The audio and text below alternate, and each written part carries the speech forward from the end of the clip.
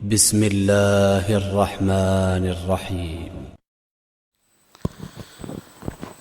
السلام علیکم ورحمۃ اللہ وبرکاتہ. الحمد للہ رب العالمین والصلاة والسلام علی رسولہ الامین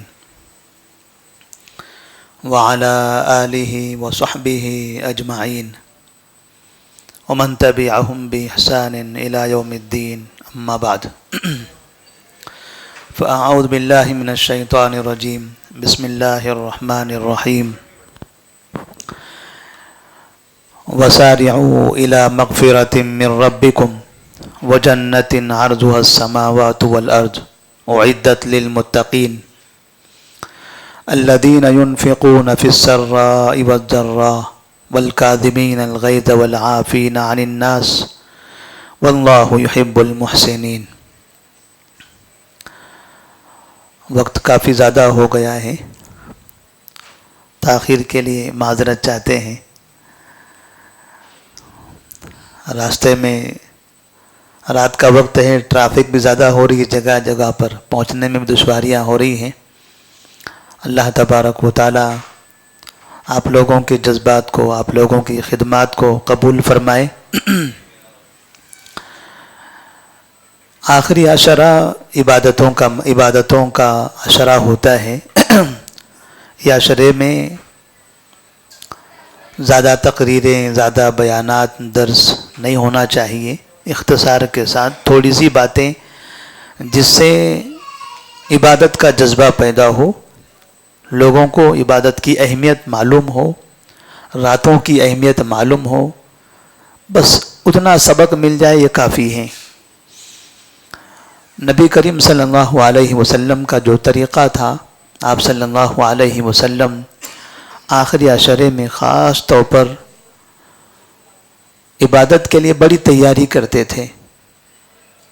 صحابہ رضی اللہ تعالیٰ عنہم کو مسجد میں جمع کرتے تھے، اپنے گھر والوں کو بھی بیدار رکھتے تھے کہ راتوں میں جاگو، عبادت کرو. مہینہ ختم ہو گیا ہے، چند ایام باقی ہیں. یہ چند ایام اگر اچھی طرح سے گزار لیتے ہیں، اگر 20 دن میں ہمارا نقصان رہا، 10 دن میں ایک رات مل جائے، اس سے اگر ہم کو فائدہ ہو گیا تو بہت بڑی کامیابی ہے. نبی کریم صلی اللہ علیہ وسلم نے باقاعدہ اس رات کی اہمیت اس طرح سے بتائی کہ اللہ تبارک و تعالیٰ نے قرآن مجید میں اس کا ذکر فرمایا ہے. انا انزلناہ فی لیلۃ القدر لیلۃ القدر خیر من الف شہر تنزل الملائکۃ والروح فیہا بِإِذْنِ رَبِّهِمْ مِنْ كُلِّ أَمْرٍ سَلَامٍ هِيَ حَتَّى مَطْلَعِ الْفَجْرِ. ایک رات کی عبادت 1000 مہینوں کی راتوں کی عبادت سے بہتر ہے. 1000 مہینے نہیں ہیں، 1000 مہینے کی راتوں سے عبادت اس سے بہتر ہے. اب اس سے بہتر کتنی ہو سکتی ہے؟ 1000، 1500، 2000. اللہ تبارک و تعالی جتنا چاہے 1000 سے زیادہ ہمیں دے سکتا ہے.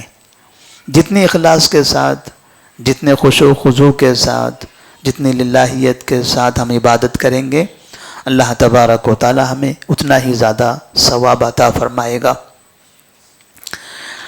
اللہ سے دعا کریں کہ اللہ تبارک و تعالی ہم تمام کو شب قدر نصیب فرمائے. کون سی رات میں شب قدر ہے؟ اگر یہ سوال کیا جائے تو جواب نبی کریم صلی اللہ علیہ وسلم نے خود دیا ہے. آپ صلی اللہ علیہ وسلم جب صحابہ رضی اللہ تعالیٰ عنہم کو بتانے کے لیے پہنچے تھے، 2 مسلمانوں کے درمیان اختلاف ہو رہا تھا. آپ صلی اللہ علیہ وسلم ان کے اختلاف کو ختم کرنے میں مشغول ہو گئے. آپ کے ذہن سے وہ تحریک بھلا دی گئی. آپ بھولتے نہیں تھے، ایک لفظ بھی آپ نے زندگی میں کبھی بھولا نہیں ہے. قرآن مجید جبرائیل علیہ السلام نازل کرتے تھے، ہو بہو حرف بحرف آپ نے صحابہ کو سنا دیا، اور آج تک وہ قرآن اسی طرح سے موجود ہے جس طرح سے اللہ تعالیٰ نے جبرائیل علیہ السلام کو دیا تھا، اور جبرائیل علیہ السلام نے نبی کریم صلی اللہ علیہ وسلم کو عطا فرمایا تھا. 23 سال کے عرصے میں تھوڑی تھوڑی آیتیں، نازل ہوتی رہی، ایک جگہ پر بھی کبھی آپ نہیں بھولے. لیکن یہ واقعہ اتنا عجیب ہے کہ آپ شب قدر بتانے کے لیے آ رہے ہیں کون سی رات میں ہیں، اور دو لوگ آپس میں اختلاف کر رہے ہیں. اس اختلاف کو چھڑانے میں، ختم کرنے میں آپ مشغول ہو گئے، وہ رات آپ سے بھلا دی گئی. ہر چیز میں اللہ کا جو بھی فیصلہ ہوتا ہے اس میں اللہ کے بندوں کے لیے رحمت ہوتی ہے. تحروا لیلۃ القدر فی العشر الاواخر من رمضان. نبی سے پوچھا گیا یا رسول اللہ صلی اللہ علیہ وسلم اب رات تو بلا دی گئی، اب کیسے ہم وہ رات حاصل کر سکتے ہیں؟ آپ نے فرمایا آخری عشرے میں تلاش کرتے رہو، آخری عشرے میں تلاش کرتے رہو. اور اللہ کا بڑا احسان ہے، اللہ کا بڑا فضل ہے علماء اہل حدیث پر، اہل حدیث نوجوانوں پر، اہل حدیث مساجد پر. کئی سال سے ہم آخری عشرہ بیدار رہتے ہیں، آخری عشروں میں عبادت کرتے ہیں. ورنہ ایک بڑی آبادی مسلمانوں کی صرف 27 کئی سال سے حدیثوں میں موجود ہیں، کتابوں میں موجود ہیں، مگر ان کے علماء نے آج تک بھی انہیں یہ نہیں بتایا کہ نبی صلی اللہ علیہ وسلم نے کہا تھا کہ آخری عشرے میں جاگو، آخری عشرے میں رات کو تلاش کرو. جب آپ صلی اللہ علیہ وسلم نے نہیں بتایا تو پھر ہمیں کہاں سے بالضبط ایک رات معلوم ہوئی؟ تو اللہ سے دعا کریں کہ اللہ تبارک و تعالی جن لوگوں نے ہمیں یہ صحیح تعلیم دی ہے، صحیح تربیت دی ہے، صحیح راستہ بتایا ہے، اللہ ان سب کو جزائے خیر عطا فرمائے. ایسے فتنے کے دور میں اور ایسی آبادی میں، ایسے علاقے میں چند مسلمانوں کا صحیح راستے پر باقی رہ جانا، سنت کی دقت کے ساتھ پیروی کر لینا، یہ اللہ کے انعام سے زیادہ نہیں ہے، بہت بڑا انعام ہے اللہ تبارک و تعالیٰ کا. تو ہم جتنا اللہ کا شکر ادا کریں اتنا کم ہے. اللہ سے ہم ان کے لیے بھی دعائیں کرتے رہیں. ساتھ ہی نبی کریم صلی اللہ علیہ وسلم کی سنت کے مطابق آپ صلی اللہ علیہ وسلم جہاں اس مہینے میں عبادت کرتے تھے، وہیں اس مہینے میں آپ کثرت سے اپنا مال بھی خرچ کرتے تھے. اور آپ نے فرمایا الصدقۃ تطفئ الخطیئۃ کما یطفئ الماء النار. ہم عبادت کر رہے ہیں اپنے گناہوں کی مغفرت کے لیے، مال خرچ کر رہے ہیں اپنے گناہوں کی مغفرت کے لیے. مال خرچ کرنے سے بھی اللہ معاف کرتا ہے، عبادت کرنے سے بھی اللہ تعالی ہمارے گناہوں کو معاف کرتا ہے. اس لیے کہ اس مہینے میں جتنی عبادتیں بتائی گئی ہیں ان تمام عبادتوں کا مقصد ایک ہی بتایا گیا، غفر لہ ما تقدم من ذنبہ، غفر لہ ما تقدم من ذنبہ. سابقہ گناہ معاف ہوں گے، سابقہ گناہ معاف ہوں گے، سابقہ گناہ معاف ہوں گے. اور سابقہ گناہ معاف کرنے کے لیے صدقہ بہترین عمل ہے. صدقے کا خود کو عادی بنا لیں، ہمیشہ صدقہ کرنے کا عادی بنا لیں. اور خاص طور پر وہ افراد جن کو ماہانہ تنخواہیں ملتی ہیں یا ہفتے میں ان کو تنخواہ ملتی ہے، یا جو روزانہ جو لوگ شام کے وقت میں کچھ پیسہ جمع کر لیتے ہیں.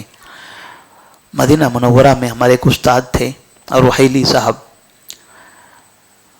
طلبہ کو نصیحت کرتے ہوئے باقاعدہ صدقے کے بارے میں وہ بہت زیادہ تاکید کرتے تھے.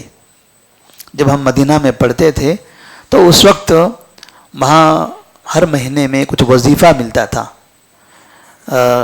جیب خرچ کے نام سے، تقریباً 842 ریال ہر طالب علم کو سعودی حکومت کی طرف سے طلباء کو یہ دیا جاتا تھا. اللہ تبارک و تعالی سعودی حکومت کو بھی حق پر ثابت رکھے، انہیں بھی ترقی عطا فرمائے. دنیا میں علم کی، دین کی جتنی خدمات اس ملک کی ہیں تصور نہیں کیا جا سکتا. لوگ چند چیزوں کو دیکھ کر صرف گالیاں دیتے ہیں، بددعائیں کرتے ہیں، لعن طعن کرتے ہیں، لیکن پوری دنیا کی ملکوں کی خیر و برکات، ان کی محنتیں، ان کی دینی خدمات ایک پلڑے میں، اور سعودی عرب کی خدمات، دینی خدمت وہ دوسرے پلڑے میں، تبھی ان کا پلڑا بھاری ہوگا. امام محمد بن عبد الوہاب رحمہ اللہ کی جو دعائیں تھیں، ان کی جو خدمت تھی، اللہ تبارک و تعالیٰ نے ایسی برکتیں نازل فرمائی ہیں.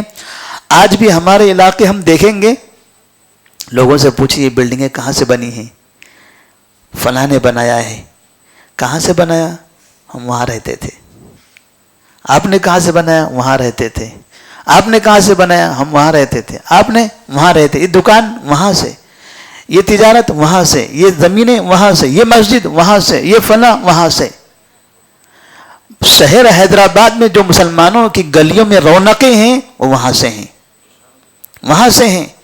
آپ پوچھئے لوگوں سے، 40 سال محنت کر کے آئے ہیں اور یہاں انہوں نے اپنے خاندان کو آباد کیا ہوا ہے. اور پھر وہ اپنے کسی گلی میں چوراہے پر بیٹھ کے کہتے ہیں وہ ملعون ہے، وہ فلاں ہے، وہ فلاں ہے. اللہ تبارک و تعالیٰ سے دعا کریں اللہ تبارک و تعالیٰ دین کی جو خدمت انہوں نے کیا ہے انہیں قبول فرمائے، اور ساری دنیا میں عقید توحید کی دعوت کے لیے وہاں سے ہمیشہ یہ خدمت ہوتی رہے. طلبہ علماء کرام، ہمارے زمانے میں 18 طلبہ جاتے تھے پورے ہندوستان سے. اب یہ نئی حکومت آئی ہے جن کے نام کا بڑا ڈنگا بجایا جاتا ہے، باقاعدہ اس حکومت نے ہندوستان سے 100 سے زیادہ کا کوٹا رکھا ہوا ہے. پہلے صرف 18 کا کوٹا تھا، 18 سیٹیں ہوا کرتی تھی، 18 طلبہ جاتے تھے. اب 100 سے زائد طلبہ جا رہے ہیں. ان طلبہ کے وہاں رہنے کا خرچ، ان کے آنے جانے کا جہازوں کا کرایہ، ان کا ویزا، پورا کئی سال تک کون خدمت کر رہا ہے دنیا میں؟ آپ آسٹریلیا جائیے آپ کو پیسہ خرچ کرنا ہے، آپ برطانیہ جائیے آپ کو پیسہ خرچ کرنا ہے. دولت ان کے پاس بھی موجود ہے، لیکن جب آپ اچھی خاصی دولت وہاں خرچ نہیں کرتے تب تک آپ وہاں نہیں پڑھ سکتے ہیں. اپنے شہر میں آپ پڑھنے کے لیے جائیے آپ کو فیس بھرنی پڑتی ہے. اپنے شہر کے اندر اپنے محلے میں دینی مدرسے میں آپ بچوں کو بھیجیے، ماہانہ فیس بھرنا ہے، بس کا کرایہ بھرنا ہے. وہاں جائیے جہاز کا کرایہ فری، وہاں جائیے ویزا فری، وہاں جائیے ماہانہ خرچہ فری، سب فری ہیں آپ کے لیے. عمرہ فری، حج فری. ایک حکومت، ایک بادشاہت ایسی بڑی خدمت کر رہی ہے دین کے نام پر، علماء کے لیے، دینی علم حاصل کرنے والوں کے لیے. اللہ سے دعا کریں اللہ تعالیٰ ان کو جزائے خیر عطا فرمائے. جن لوگوں نے بھی کیا تھا ان سے پہلے کے لوگ جو موجود ہیں وہ بھی، اور جو انشاءاللہ آنے والے ہیں، اللہ تعالیٰ سب کو اس عقید توحید پر باقی رکھیں، ثابت قدم رکھیں، اور اس ملک کو دینی ملک، اسلامک ملک بنا کر رکھیں تاکہ ساری دنیا میں وہاں سے اسلام کی شعاعیں پھیلتی رہیں. تو ہمارے جو استاد محترم تھے انہوں نے کلاس میں کہا تھا بچوں سے خطاب کرتے ہوئے کہ آپ لوگ طالب علم ہو، ماہانہ آپ کو ایک وظیفہ ملتا ہے، یہ وظیفہ آپ کے خرچ سے بہت زیادہ ہے. ماہانہ آپ کھاتے پیتے کتنی بھی چیزیں کھائیں گے، 100 ریال، 150 ریال، 200 ریال بہت ہو گیا، اس سے زیادہ آپ کا خرچ نہیں ہوگا. آپ کو 850 ریال ملتا ہے. تو انہوں نے کہا تھا کہ جب بھی آپ ایک طریقہ بنا لیں کہ جب بھی آپ اکاؤنٹنٹ کے پاس سے 842 ریال لیتے ہو تو 42 ریال ایک طرف کر دو، 800 ریال ایک طرف کر دو. 800 ریال آپ کے اپنے جیب میں، 42 ریال پہلے آپ صدقہ کر دو، پہلے آپ صدقہ کر دو. آپ کے اپنے ساتھیوں میں ہی کوئی مقروض ہے اپنے ملک میں، کسی غریب خاندان سے آیا ہوا ہے، گھر پہ قرضہ ہے، بھیج رہا ہے، فقیری ہے، انہیں دے دو. یا آپ اطراف میں یہاں کام کرنے والے دیکھ رہے ہیں وہ پریشان حال ہیں، ان کو دے دو. 42 ریال پہلے ان پر خرچ کر دو، 800 ریال بعد میں اپنے اوپر خرچ کرنا شروع کر دو. یہ عادت بنا لو ہر مہینے کی، پھر دیکھنا اللہ تبارک و تعالیٰ آپ کی اس 800 ریال میں کتنی برکت عطا فرمائے گا. تو کئی طلباء نے باقاعدہ یہ عمل کرنا شروع کر دیا. ہمیں بھی یہ طریقہ اپنانا چاہیے، ایک اچھا خاصا طریقہ ہے یہ. ہم یہ طے کر لیں کہ میں روزانہ دکان سے جتنا کماتا ہوں 100 روپیہ میں نکالوں بس. ایسا اتنی زیادہ دولت نہیں کہ جو بوجھ بن جائے، معمولی سا 100 روپیہ میں اللہ کی راہ میں نکالوں گا. مہینہ میری تنخواہ 50,000 روپیہ ہے، میں 500 روپیہ نکالوں گا، 200 روپیہ نکالوں گا پورے مہینے میں، صرف مہینے میں 200 روپیہ 50,000 میں سے. اتنا ہی طے کر لیں اور ایسے طے کر کے آپ صدقہ و خیرات کرنے کے عادی بن جائیں. یہ بہت بڑا ثواب کا کام ہے. اللہ کے بندوں کی مدد کرنا اتنا بڑا اللہ کا احسان ہے. اس کی وجہ سے آپ کے گناہ بھی معاف ہوتے ہیں، اس کی وجہ سے آپ کی بیماریاں بھی ختم ہوتی ہیں، اس کی وجہ سے آپ بلاؤں سے مصیبتوں سے چھٹکارا پا لیتے ہیں، اس کی وجہ سے آپ کی نسلیں اچھی ہوتی ہیں، اس کی وجہ سے آپ کے گھروں میں سکون اطمینان پیدا ہوتا ہے، اس کی وجہ سے ہمیشہ اللہ تعالیٰ کی مدد آپ کے اوپر رہتی ہے۔ واللہ فی عون العبد ما کان العبد فی عون اخیہ، نبی صلی اللہ علیہ وسلم فرماتے ہیں اب اللہ کے بندوں کی مدد کرتے رہو، جب تک کہ ان کی مدد کرتے رہو گے اللہ تبارک و تعالی آپ کی مدد کرتا رہے گا۔ اور ہمیشہ اپنے بچوں کی تقوی پر، اللہ سے ڈر پر اس کی تربیت کرنا۔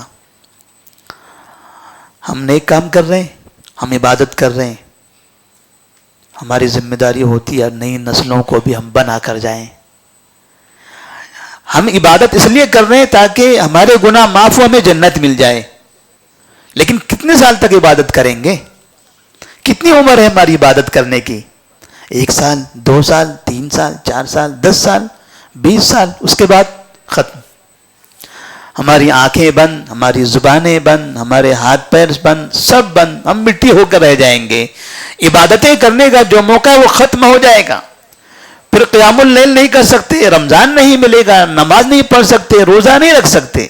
چند سال ہیں ہمارے پاس اور اتنے ہماری مغفرت کے لیے کافی نہیں ہیں۔ گناہ بہت ہیں، ہمارے گناہ بہت ہیں، معاصی بہت ہم نے کیے ہیں، آنکھوں سے گناہ، زبان سے گناہ، ہاتھوں سے گناہ، روزی رزق میں گناہ، سب جگہ ہم گناہ کر کے اتنے بڑے ہوئے ہیں۔ اب ہماری زندگی زیادہ باقی نہیں ہے، کتنے بھی ہم عبادتیں کر لیں، اب اس کے بعد ہمارے گناہ ختم ہو جائیں اس کا ہمیں یقین نہیں ہے۔ اللہ کی رحمت کے ہم محتاج ہیں۔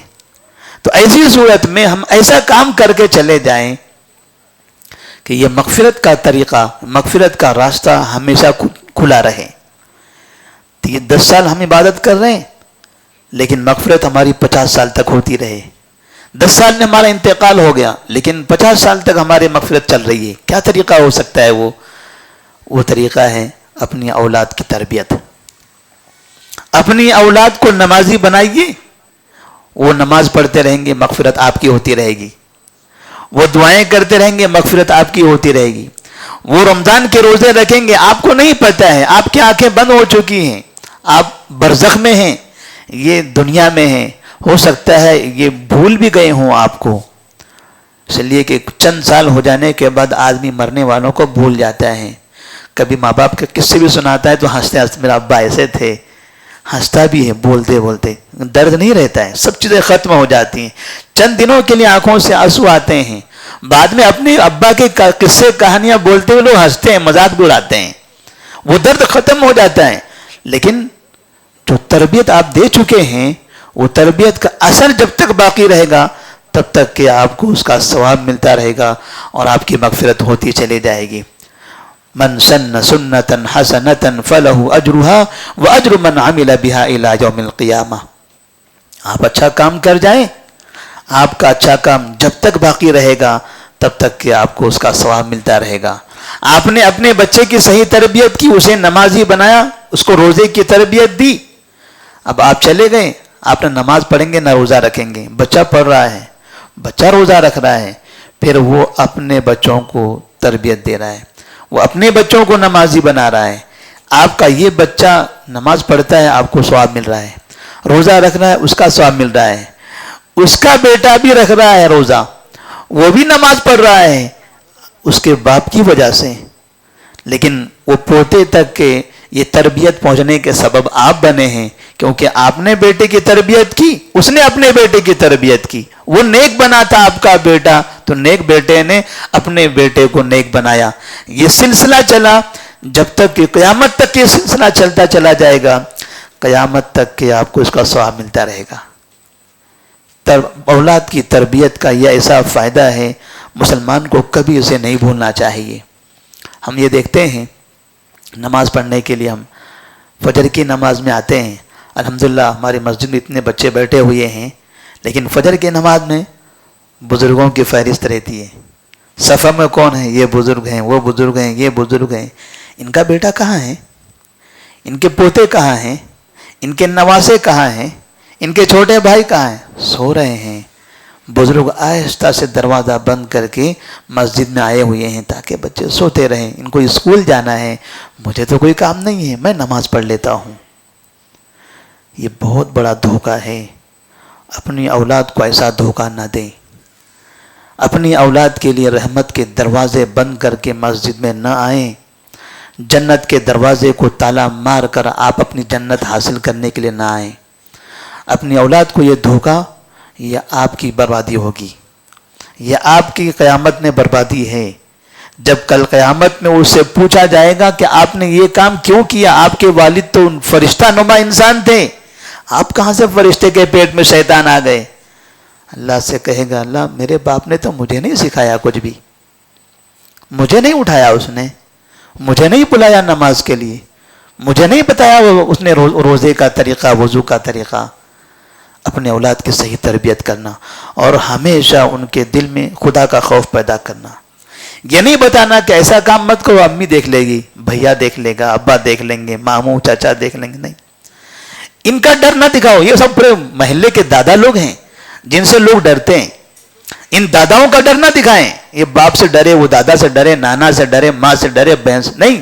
اللہ سے ڈرنا, سب کے دن اللہ کا ڈر ڈالنا ہے. یہ کام مت کرو, اللہ تبارک و تعالیٰ دیکھ رہا ہے. آپ باپ کا ڈر دلاؤ گے, باپ کب تک کے بچے کے ساتھ میں رہے گا؟ تھوڑی دیر بعد میں باپ غائب, بچہ باہر. ماں کب تک کے بچے کے سامنے رہے گی؟ ماں ادھر مشغول, بیٹا ادھر مشغول. جب سامنے رہیں گے تب ڈریں گے, لیکن ہمیشہ سامنے تو نہیں رہنا ہے ان کو. سب کو دور بھاگنا ہے. سب الگ الگ کالج میں جا رہے ہیں, الگ الگ نوکریوں پہ جا رہے ہیں, الگ الگ کاموں میں مصروف ہیں. اس شریر بچے کو سب کو چھوڑنا ہے. جب یہ سب چلے جائیں گے, یہ اپنی شرارت باقی رکھے گا. اسے یہ بتاؤ, اتق اللہ, اللہ سے ڈرو, اللہ سے ڈرو. یہ کام مت کرو, اللہ دیکھ رہا ہے. یہ کام مت کرو, اللہ دیکھ رہا ہے. بعد میں جب اس سے پوچھا جائے یہ کام آپ نے کیا, نہیں, کیوں نہیں کیا؟ اللہ دیکھ رہا ہے. ابا دیکھ رہے تھے چلے گئے, امی دیکھ رہے تھے وہ چلے گئے, بھیا دیکھ رہے تھے وہ چلے گئے. اللہ دیکھ رہے تھے تو وہ کہاں جانے والے ہیں؟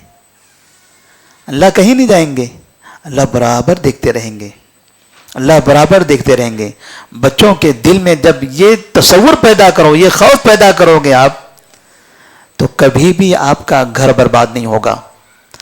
آپ کے گھر کو اگر منور رکھنا ہے, آپ چاہتے ہو کہ آپ کے بچے آپ کے فرما بردار بنے, تو بچوں کو اس کے خالق کا فرما بردار بناؤ, وہ آپ کے فرما بردار بن جائیں گے.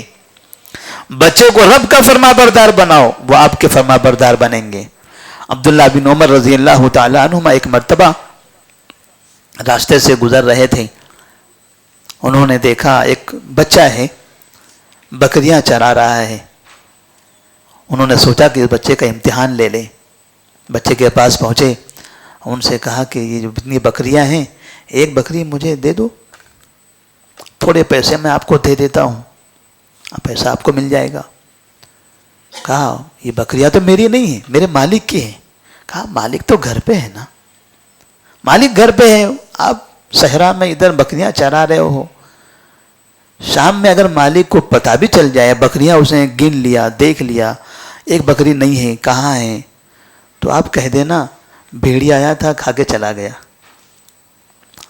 مالک مان لے گا, بچہ ہے, اتنی بکریاں ہیں صحرا کے اندر, بھیڑیا آیا تو بچہ کیا مقابلہ کرے گا اس کا. مالک کو یقین ہو جائے گا, چھوڑ دے گا, آپ کی بات یقین کر لے گا, آپ کو پیسہ مل جائے گا, دے دو مجھے بکری. بچے نے کہا میرا مالک نہیں دیکھے گا. کہا نہیں. فَأَيْنَ اللَّهُ, فَأَيْنَ اللَّهُ, میرا مالک نہیں دیکھ رہا ہے تو کیا ہوا؟ اللہ کہاں ہے؟ اللہ کہاں ہے؟ اللہ تو دیکھ رہا ہے نا, اللہ دیکھ رہا ہے. عبداللہ بن عمر رضی اللہ تعالیٰ عنہ نے دیکھا, ہاں یہ بچے کی تربیت ہے. یہ تو بچے کا یہ جواب تھا. ہمارے بڑے بڑوں کا جواب الگ ہوتا ہے. یہ سامان یہ چھپا دو, ڈال دو, کون دیکھ رہا ہے؟ شٹر بند کرو, یہ کپڑے سامان کے اندر یہ ملاوٹ کر دو, کون دیکھ رہا ہے؟ ملاوٹوں کا جو کاروبار چل رہا ہے ہمارے پاس, ہر مارکیٹ میں, کپڑوں کا مارکیٹ ہو, راشن کی دکانیں ہوں, گوشت کی دکانیں ہوں, تمام مارکیٹ ٹوٹلی ملاوٹی کاروبار. ہر آدمی یہ چاہتا ہے کہ میں صحیح مال میں تھوڑا سا خراب مال ڈال دوں اور زیادہ پیسہ کما دوں، معمولی سا خراب مال ڈال کے کچھ پیسہ کما لوں. تھوڑا سا ڈالتا ہے، زیادہ صحیح ہوتا ہے، تھوڑا سا خراب مال ملا دیتا ہے. مقصد یہ ہوتا ہے کہ مجھے کچھ پیسہ زیادہ مل جائے گا. چند پیسے کمانے کے لیے روزانہ ہم اپنے ہی مسلمان بھائیوں کو دھوکہ دیتے رہتے ہیں. میرے گراہک کون ہیں؟ میرا محلہ مسلمانوں کا ہے، مسلمان ہی آتے ہیں. میرے کسٹمر کون ہیں؟ میرے ہی بھائی لوگ ہیں. بس سب کو روزانہ ایک آدمی اگر اس طرح سے غلط کاروبار کر رہا ہے، دھوکہ دے رہا ہے، زندگی بھر میں کتنا کمایا ہوگا اس نے، کتنا دھوکے سے تجارت اس نے حاصل کی ہوگی، کتنی دولت آئی ہوگی.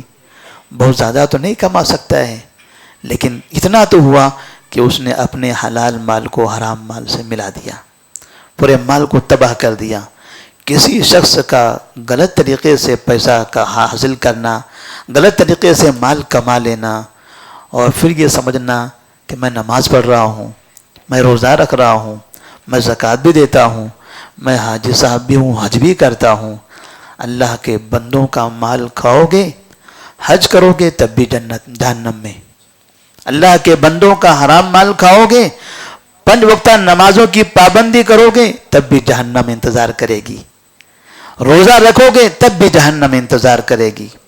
یہ نمازیں، یہ روزے، یہ زکوٰۃ، یہ حج اللہ کے لیے ہیں، لیکن اللہ کے بندوں کو تکلیف دینے کے بعد کوئی اگر اللہ کو خوش کرنا چاہتا ہے تو اسے معلوم ہونا چاہیے اللہ تعالیٰ خوش نہیں ہوگا، اللہ اس سے خوش نہیں ہوگا.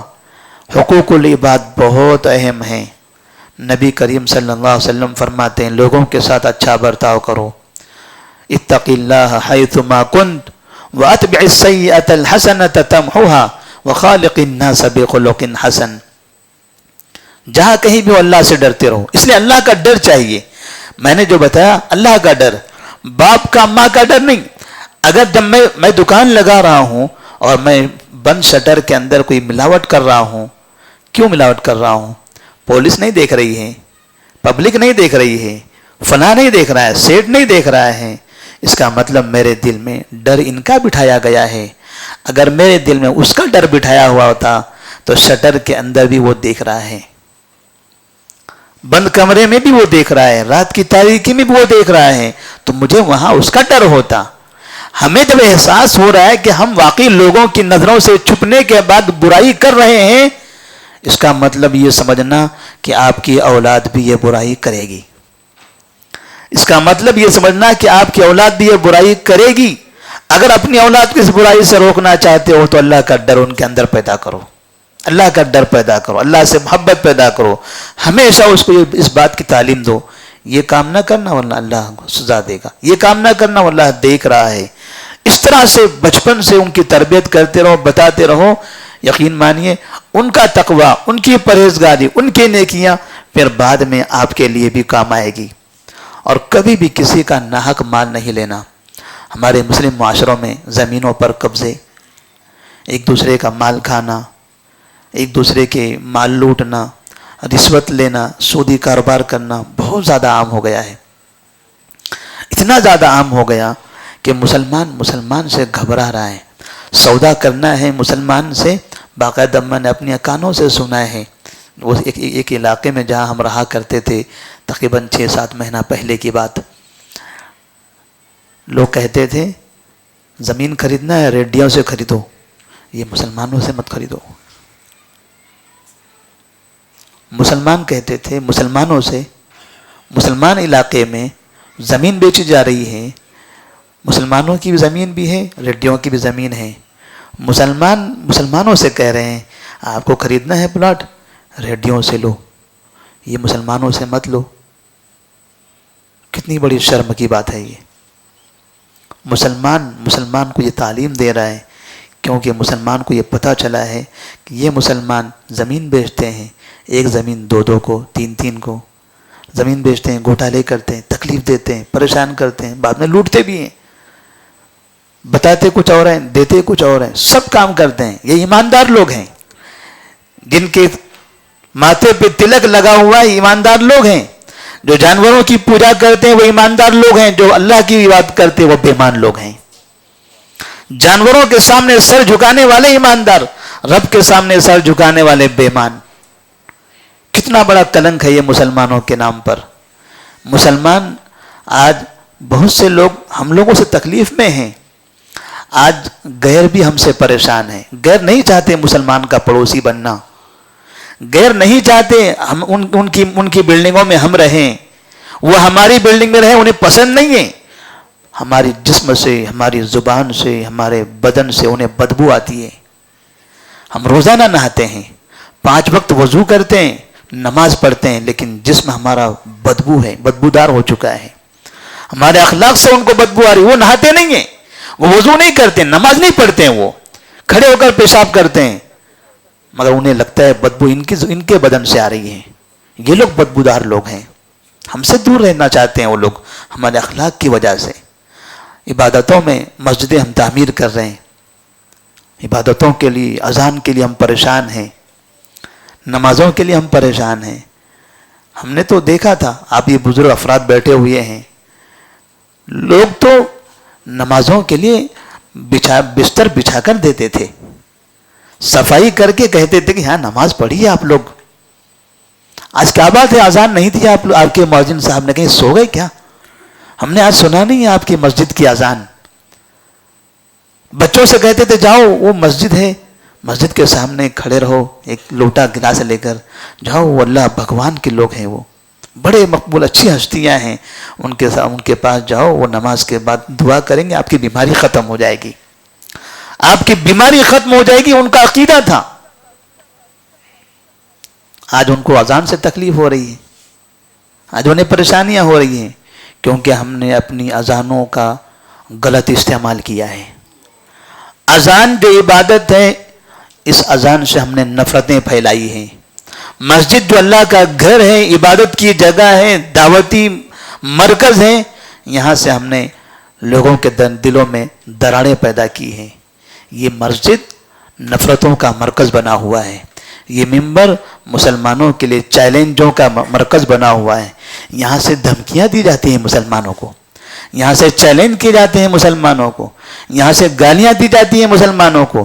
آپ دیکھیے راتوں میں 2-2 بجے تک جب موقع آتے ہیں، کوئی رسم آتے ہیں، کبھی شب برات، کبھی شب معراج، کبھی میلاد النبی، کبھی فنا، 2-2 بجے رات تک کے باقاعدہ چوراہوں پر جمع ہو کر ترانے، نعت، قوالیاں، تقریریں، چیلنجز، سبھی تو جہاں میں پتہ نہیں کون سے اشعار پڑھتے ہیں، سوائے ابلیسیوں کے، سبھی تو جہاں میں خوشیاں منا رہے ہیں سوائے ابلیسیوں کے۔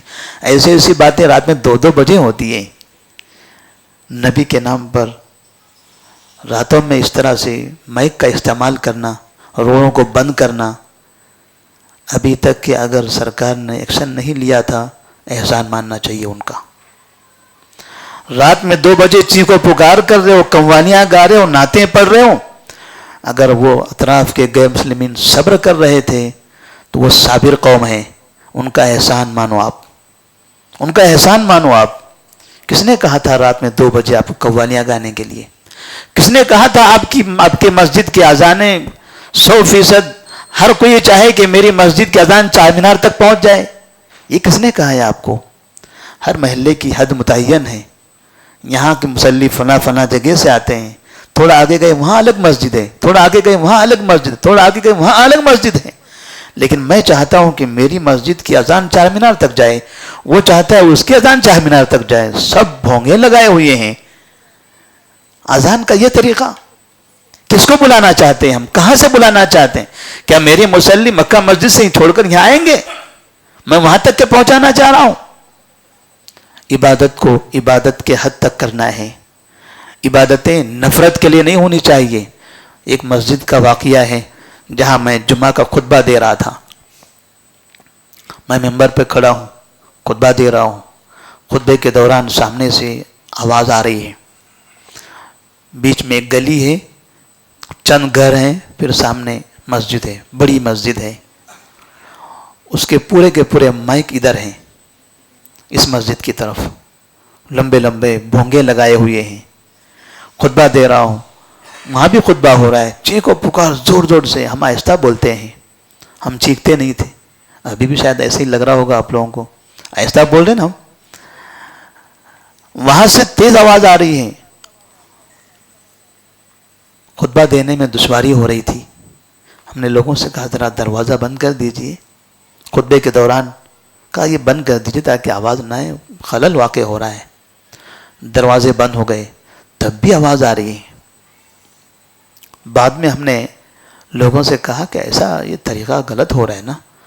وہ سامنے مسجد، یہ مسجد، آوازیں سے ٹکرا رہی ہیں آپس میں. تو لوگوں نے کہا ہمارے ممبر پہ بھی، ہمارے مینار پر بھی ایسی بھونگے ادھر لگے ہوئے ہیں.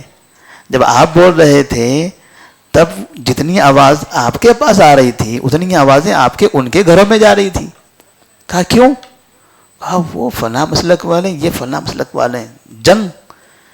جنگ کرنا ہے ہم کو. ہماری آواز ان کے مینار تک، ان کے ممبر تک پہنچے، ان کی اذان، ان کی آواز ہمارے تک. مائک کا استعمال، خطبے کا استعمال، اذان کا استعمال، یہ دشمنیوں کے لیے ہو رہا تھا. یہ کوئی دعوت تبلیغ تو نہیں ہوگی. میں اگر چڑھاتے ہوئے ان کو سنانا چاہوں توحید کی بات، قرآن کی بات، چڑھا کر قرآن پڑھانا چاہوں، پڑھے گا وہ؟ قرآن پڑھانے کے لیے نفرت کا استعمال نہیں کرنا ہے. آج ہم کتنے ایسے لوگ ہیں قرآن سے دلیل دیتے ہیں، نفرت کی زبان استعمال کرتے ہیں، حدیثیں پیش کرتے ہیں، گالیاں دیتے ہیں، دھمکیاں دیتے ہیں. قرآن اور حدیث یہ نفرتوں کے لیے نہیں ہے. قرآن و حدیث پڑھنے والا، دلیل دینے والے کی زبان میٹھی ہونا چاہیے. ادع الی سبیل ربک بالحکمۃ والموعظۃ الحسنہ وجادلہم باللتی ہی احسن. آپ دعوت دو حکمت کے ساتھ، موعظت کے ساتھ. اختلاف ہو، مناظرہ ہو جائے، مناقشہ ہو جائے، مجادلہ ہو جائے، بحث مباحثہ ہو. وجادلہم باللتی ہی احسن. سب سے اچھا طریقہ، سب سے اچھی زبان جو ہو سکتی ہے آپ کی، وہ زبان استعمال کرو. مخالف سے یہ زبان استعمال کرو آپ. لیکن مسلمانوں کا عالم دیکھیے، آپس میں اتنی نفرتیں، اتنی عداوتیں. مساجد سے بدبو پھیلتی ہے پورے معاشرے کے اندر نفرتوں کی زبانوں کی وجہ سے. فلاں بدعتی ہے، میں نفرت پھیلا رہا ہوں اس کے خلاف. وہ شرک کر رہا ہے، میں اس کے خلاف نفرت پھیلا رہا ہوں. وہ گنہگار ہے، میں اس کے خلاف نفرت والی زبانیں استعمال کر رہا ہوں. میرا تو کام تھا گناہ کرنے والے کو قریب کرنا، بدعت کا ارتکاب کرنے والے کو اپنے نزدیک بلا کر سنت بتانا، شرک کرنے والے کا احترام کر کے اسے اپنے قریب کر کے اس کو توحید کی دعوت دینا. میرا تو یہ کام تھا. میں یہ کام چھوڑ کر میں نفرتوں کا بازار گرم کر رہا ہوں. کیسے ہماری دعوت کامیاب ہوگی؟ کیسے ہماری زبانیں اس طرح سے اگر چلے گی تو کیسے ہمارا ماحول اچھا بنے گا؟ میں نے ابھی ایک واقعہ سنایا تھا ایک جگہ پر، اتر پردیش کا واقعہ ہے. ایک مسلمان کا انتقال ہوا، نماز جنازہ پڑھی گئی. نماز جنازہ کے بعد ایک مفتی صاحب نے فتویٰ دیا کہ جن لوگوں نے بھی یہ نماز جنازہ پڑھی ہے ان سب لوگوں کا نکاح ٹوٹ گیا. جتنے لوگ بھی نماز جنازہ میں شریک تھے سب کا نکاح ٹوٹ گیا. لوگ پریشان، یہ کیسے؟ نماز پڑھنے سے نکاح ٹوٹتا ہے؟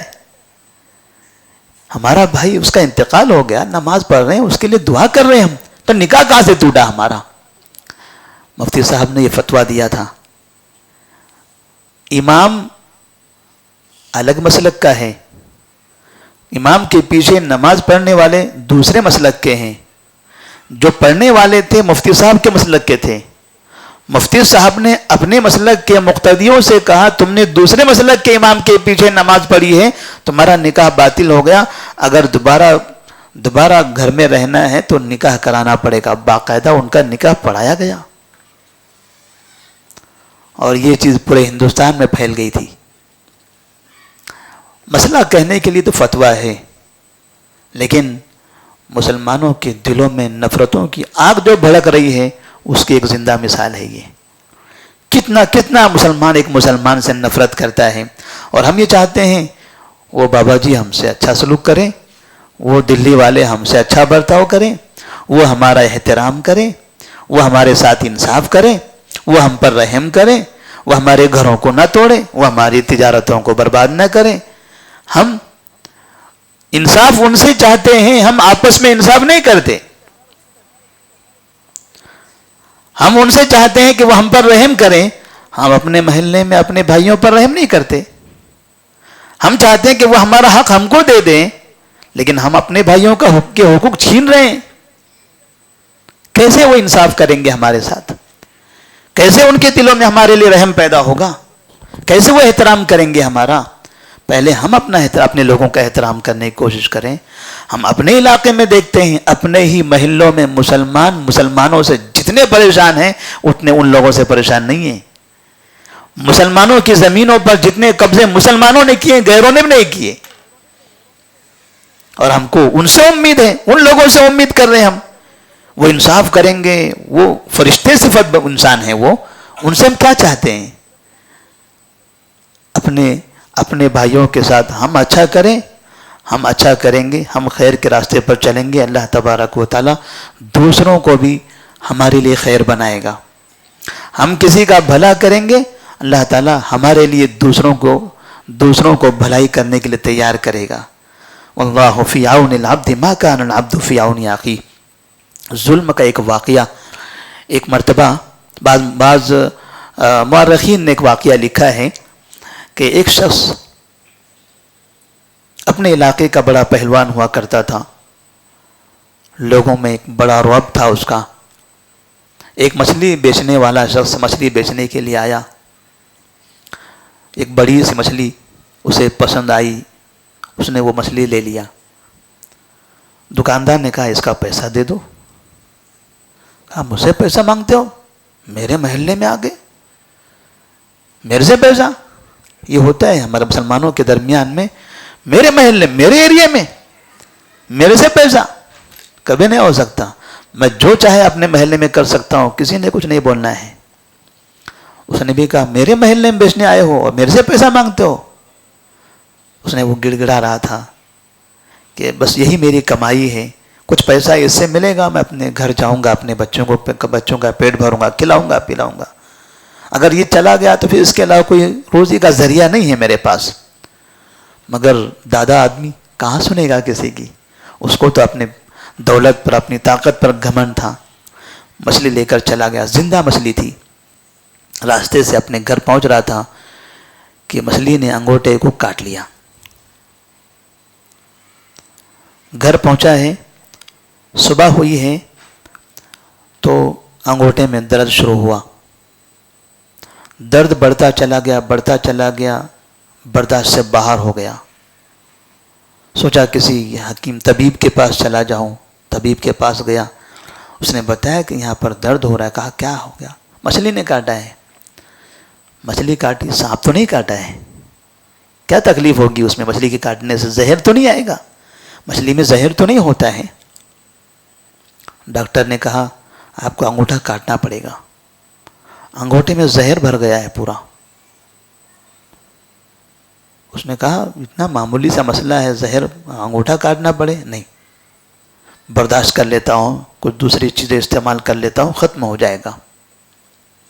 آہستہ آہستہ شام ہو رہی تھی، یہاں تک کہ درد آ گیا. اب کوہنی تک کہ پورا ہاتھ درد کر رہا ہے، برداشت سے باہر ہے. پھر پہنچا طبیب کے پاس. طبیب نے کہا کوہنی تک ہاتھ کاٹنا پڑے گا. کہا کوہنی تک؟ کہا ہاں، اگر اتنا نہیں کاٹو گے تو بعد میں تمہارا بھی رہنا ممکن نہیں ہے. آخر مجبور ہو کر کوہنی تک ہاتھ کاٹنے کے لیے تیار ہو گیا. ہاتھ کاٹ دیا گیا. پھر بھی درد باقی ہے اور درد بڑھتے بڑھتے کاندھے تک پہنچ گیا. لوگوں نے پوچھا آخر کیا وجہ ہے، یہ کس چیز کی بیماری ہے آپ کو؟ تو اس نے کہا کہ میں نے ایک مچھلی والے کے پاس سے مچھلی لیا تھا، وہ مچھلی نے کاٹ دیا، میں نے پیسہ نہیں دیا اس کو. مجھے ایسا لگ رہا ہے کہ شاید اس کی وجہ سے کچھ ہوا. اور یہ آدمی جب اس کا ہاتھ کٹا تھا تو بازار میں لوگوں سے کہتا تھا الا لا یظلمن احد، الا لا یظلمن احد. لوگوں سنو، کوئی کسی پر ظلم نہ کرے، کوئی کسی پر ظلم نہ کرے. لوگ پریشان ہوتے تھے، یہ کیوں بولتا جاتا ہے ایسا، کیوں یہ بول رہا ہے لوگوں سے، بازار میں پھرتے ہوئے لوگوں سے لا یظلمن احد لا یظلمن احد۔ تب لوگوں نے پوچھا کہ کیا وجہ ہے، کیا ہو گیا تمہارے ساتھ؟ اس نے پوری داستان سنائی تو کسی عالم کے پاس پہنچایا گیا تو اس شخص نے کہا کہ جاؤ، جس شخص پر آپ نے ظلم کیا ہے، جس سے آپ نے مچھلی لی ہے، پیسہ نہیں دیا، ہو سکتا ہے اس شخص نے بد دعا کر دی ہو، جاؤ جا کر اس سے معافی مانگو، اگر ایسا نہیں ہوا تو پھر تمہاری زندگی تمام ہو جائے گی۔ وہ شخص کسی طرح سے وہاں سے نکلتا ہے، تلاش کرتے کرتے وہ مچھلی والے تک پہنچتا ہے اور مچھلی والے سے کہتا ہے تم نے مجھے پہچانا؟ کہا ہاں پہچانا میں نے آپ کو، آپ وہی ہو نا جو مچھلی لے کر گئے تھے، پیسہ نہیں؟ کہا ہاں۔ کہا یہ؟ کہا اس دن کے بعد سے یہ حال ہو گیا۔ پوچھتا ہے تم نے کچھ کہا تھا میرے بارے میں؟ کہا ہاں، جب تم نے میری نہیں سنی تو میں نے رب العالمین کا دروازہ کھٹکھٹایا اور اس سے دعا کہ اللہ دنیا میں طاقتور لوگوں نے مجھ پر ظلم کیا ہے، سب سے بڑا طاقتور تو ہے، تو اس کا حساب لے لے، تو اس کا حساب لے لے۔ میں نے یہ بد دعا کر دی تھی۔ کہا توبہ کر لیتا ہوں، معافی مانگ لیتا ہوں۔ آپ اللہ سے دعا کریں کہ اللہ تعالیٰ یہ بیماری ختم فرمائے۔ اتقی دعوت المظلوم فإنه ليس بينه وبين الله حجاب۔ نبی فرماتے ہیں مظلوم کی بد دعا سے بچو، مظلوم کی بد دعاؤں سے بچو۔ کون سے وقت میں مظلوم کی بد دعا رب کی بارگاہ میں مقبول ہوتی ہے اور کب ہماری زندگی میں تباہی آتی ہے، ہم اس کا اندازہ نہیں کر سکتے۔ خالد بن عبداللہ البرمکی ایک وقت کے بڑے حاکم ہوا کرتے تھے، اپنے باپ کے ساتھ جیل میں بیٹھے ہیں۔ بیٹا اپنے باپ سے پوچھتا ہے ابا جان، وہ کیا زمانہ تھا جب آپ بادشاہ تھے، میں شہزادہ تھا اور وہ بڑی رعایا تھی، دربار بھرا رہتا تھا، اطراف میں ہمارے پاس باقاعدہ فوج ہی فوج ہوا کرتی تھی، آخر کیا وجہ بنی کہ آج جیل کی کولہڑی میں ہم بیٹھے ہوئے ہیں، اندھیرے کمرے میں، چھوٹے سے کمرے میں قید ہیں؟ باپ نے کہا لوگوں پر ظلم ہوتا تھا، لوگ فریاد میرے پاس لاتے تھے، میں نہیں سنتا تھا، رات میں اپنے گھر میں سکون سے سوتا تھا، مظلوم اپنے گھر میں رب کے بارگاہ میں ہاتھ اٹھا کر دعا کرتا تھا، شاید اسی کا نتیجہ ہے، میں نے مظلوم کی نہیں سنی، رب العالمین نے سن لیا، اور اس نے سنا، نتیجے میں ہم جیل کی کوٹھے کے اندر پہنچ گئے۔ بڑا وقت کا حاکم بھی اس کی زندگی میں ایک مظلوم کی بددعاؤں کا یہ نتیجہ ہو سکتا ہے۔ اس لیے کبھی بھی لوگوں کے ساتھ برا سلوک نہیں کرنا چاہیے۔ اور ہمارے ملک میں ہم نے دیکھا ہے معمولی اس اسٹیٹ سے باہر کے بڑے بڑے لیڈران جن کی طوطی بولتی تھی، لوگ ان کے اطراف میں گھومتے پھرتے تھے، پولیس ان کی خدمت کے لیے تیار ہوتی تھی، جیل کی سلاخوں میں پھر رہے ہیں، یہ جیل سے وہ جیل، وہ جیل سے وہ جیل۔ آدمی چاہے جتنا بڑا ہو جائے، طاقت میں، خاندان میں، سیاست میں، اسے یہ ماننا چاہیے کہ اللہ سب سے بڑا ہے۔ اللہ اکبر، اللہ اکبر، اللہ اکبر۔ ہم اللہ سے بڑے نہیں ہیں۔ اگر کبھی اس کا پروانہ آ گیا، یہ میری ساری دولت سب ختم ہو جائے گی۔ بڑے بڑے بادشاہ 900 سال حکومت کرنے والے کہاں ہیں؟ یہ تو ہماری آنکھوں کے سامنے ہے نا۔ ہم گولکنڈہ قلعہ دیکھتے ہیں، ہم چار مینار دیکھتے ہیں، مکہ مسجد ہم دیکھتے ہیں، شفا خانہ ہم دیکھتے ہیں، بنانے والے کہاں ہیں؟ کون تھے ان کو آباد کرنے والے؟ کیا منظر تھا ان کا؟ کیسی شان و شوکت تھی ان کی؟ کیسے وہ کاروان کا راستہ تھا کہ ان کا کاروان جاتا تھا؟ کہاں ہے؟ انسان کی حقیقت اتنی ہے، بس ختم ہونا ہے، ہر حالت میں ختم ہونا ہے۔ ختم ہونے سے پہلے اپنی زندگی کا ظلم ختم کرنا ہے، لوگوں کے ساتھ کیا ہوا برا سلوک یہ ختم کر کے جانا ہے، ورنہ یہ نمازیں، یہ روزے، یہ زکوٰۃ، یہ قیام اللیل، یہ قرآن کی تلاوتیں، یہ سب برباد ہو جائے گی، کوئی نہیں کام آئے گا۔ اللہ کے بندوں کے ساتھ ظلم کرنے کے بعد ہماری نمازیں ہمیں جنت میں داخل نہیں کر سکتی، اللہ کے بندوں کے ساتھ ظلم کرنے پر ہمارے روزے ہمیں باب الریان سے داخل نہیں کر سکتے۔ اللہ سے دعا کریں اللہ تبارک و تعالی ہم تمام کو ایک دوسرے کا احترام کرنے کی توفیق عطا فرمائے، ہم تمام کو اللہ کے بندوں کے ساتھ اچھا برتاؤ کرنے کی توفیق دے، ہماری زبانوں کی حفاظت فرمائے، ہمارے اعمال کی حفاظت فرمائے، ہمارے اخلاق کو اللہ تبارک و تعالی سنوارے، ہمیں اپنے ماں باپ کا فرما بردار بنائے، ہمیں اپنے بچوں کی صحیح تربیت کرنے کی توفیق عطا فرمائے، ہمیں تجارت میں حرام روزی سے بچائے، ہمیں دھوکے سے، جھوٹ سے، غیبتوں سے، ہر طرح کے محرمات سے ہم سب کی حفاظت فرمائے، ہمیں 5 وقت کا نمازی پابند بنائے، ہمیں روزہ رکھنے، رمضان کے روزے کے بعد بھی شوال کے روزے، ہر ہفتے کے پیر اور جمعرات کے روزے، ہر مہینے کے ایام 20 کے روزے، یہ روزے رکھنے کی بھی ہمیں توفیق عطا فرمائے، جب ہم اس دنیا سے جائیں اللہ بھی خوش ہو اور اللہ کے بندے بھی خوش ہوں۔ وآخر دعوانا الحمدللہ رب العالمین، والسلام علیکم ورحمۃ اللہ وبرکاتہ۔